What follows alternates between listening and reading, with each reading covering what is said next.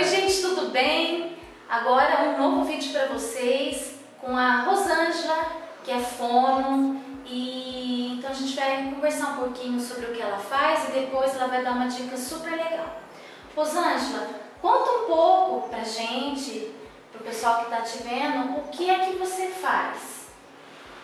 Bom, faço várias coisas, né? Mas como fonoaudióloga, nos últimos anos eu tenho me dedicado a trabalhar com crianças com dificuldade na fala, atraso na linguagem, né, os pequenininhos, alteração fonológica, que é falar palavras erradas, emitir alguns fonemas, e também eu trabalho muito com transtorno de aprendizado ou dificuldade escolar.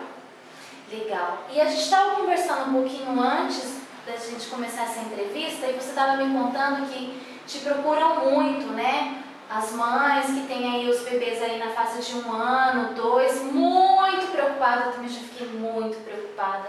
Tava falando pouquinhas palavras, falando muito errado, a gente procura nessa hora um profissional ou não, ou tem alguma coisa que a gente pode fazer para ajudar. Como é que é, Rosângela? É a sua dica, né? Sim. Na verdade, a criança entre 1 e 2 anos traz bastante dúvida, principalmente para as mães, né, que estão mais atentas e acompanhando a criança, quando que é a hora de que a criança já deve estar falando fluentemente, falando bastante, né? Então, eu sou frequentemente procurada em relação a essa dificuldade.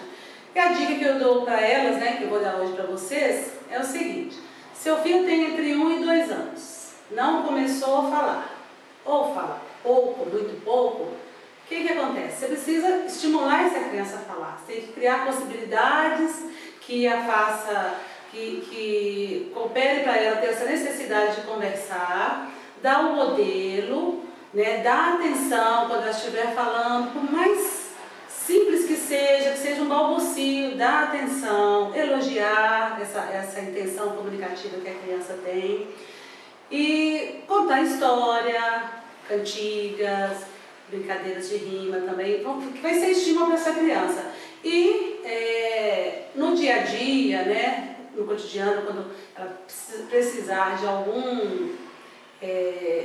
fazer algum pedido, de alguma solicitação, você pegar às vezes um recorte ou uma palavra só que ela fala e enriquecer, dando para ela um modelo então mais complexo um pouco, né, e relaxar, porque às vezes a gente fica tão ansioso que a gente passa isso para a criança e ela fica, né, com dúvidas.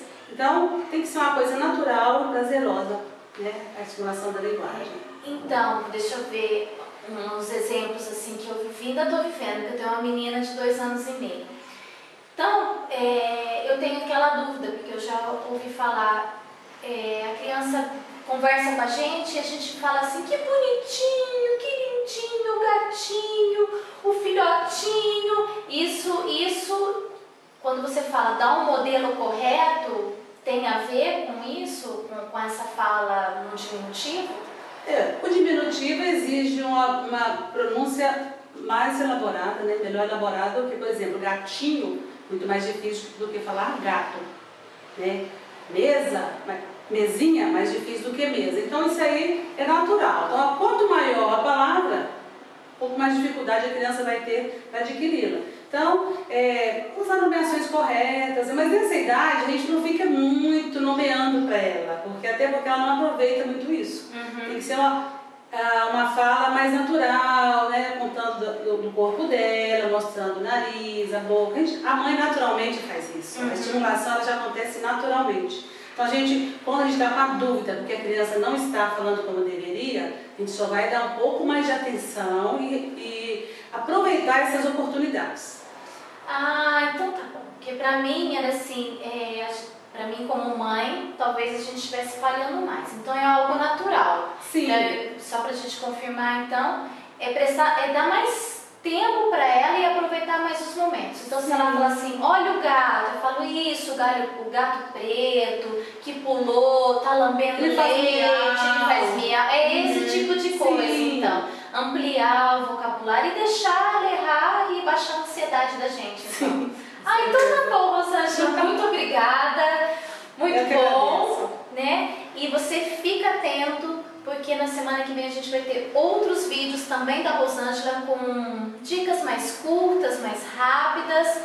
E se você está gostando desses vídeos, não se esqueça de se inscrever na nossa fanpage, no canal do YouTube, mandar um e-mail para nós e deixar também o seu comentário do que você está achando de todas essas entrevistas e essas dicas. Porque aí assim a gente vai procurando ampliar mais, fazer mais coisas para atender mais a nossa necessidade da rotina em casa, tá bom? Então um beijo e até o próximo vídeo.